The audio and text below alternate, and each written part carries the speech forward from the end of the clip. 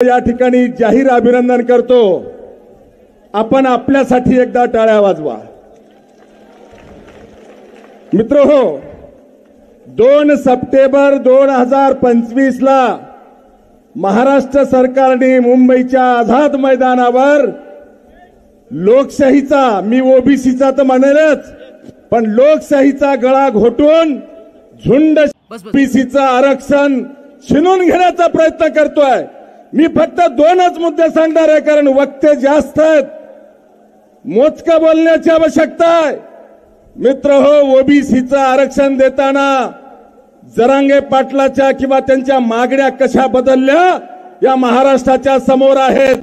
उल्लेख केला जातोय, कदाचित विजय भाऊला ते बोलता येणार नाही, मी सांगितलं पाहिजे की आपण महाराष्ट्रामध्ये ओबीसीचं आरक्षण मागत असताना मराठा समाजाने अगोदर विचार करण्याची आवश्यकता होती।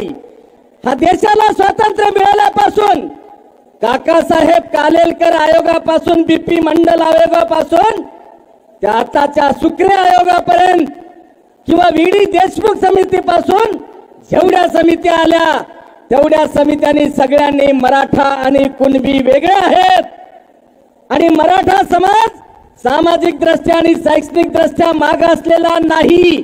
मराठा समाजाला ओबीसी आरक्षण देता येणार नाही असे स्पष्ट अहवाल दिलेले। त्यातले 2 राज्याच्या अहवालाचा मी उल्लेख करेन। खास करून बापट आयोग 2008 ला जो अहवाल क्रमांक 47 दिला बापट आयोगाचा, त्या आयोगाने अत्यंत स्पष्टपणे सांगितलंय मराठा आणि कुणबी वेगळे आणि मराठांना ओबीसी आरक्षण देता ऑडिओ वाले भाऊ अजून पोहोचलेला नाहीये। काय फरक आहे मराठा आणि ओबीसी मध्ये आपण लक्षात घेतला पाहिजे। मी आपल्याला लक्षात आणून देईल, कुणबी कोणाला म्हणतात? काकासाहेब कालेलकर आयोगापासून व्हीडी देशमुख कमिटी पासून कुणबी ओबीसी मध्ये आहेत। कोण आहेत कुणबी? शेतामध्ये कुळवाडी करणारा म्हणजे कुणबी आहे, कुणबी करणारा म्हणजे कुणबी आहे। आणि कुणबी करणाऱ्याचा हत्यार काय? विळा आहे, विळा। आणि मराठा समाजाचा हत्यार काय? क्षत्रिय समाज म्हणून या मराठा समाजाचा हत्यार आहे तलवार।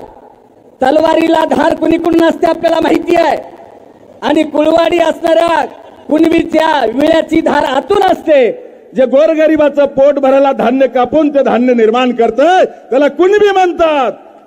आणि मराठा कोणाला म्हणतात? जे दुसऱ्याच्या मुंडक्यावर तलवारी ठेवतात त्यांना मराठा म्हणतात।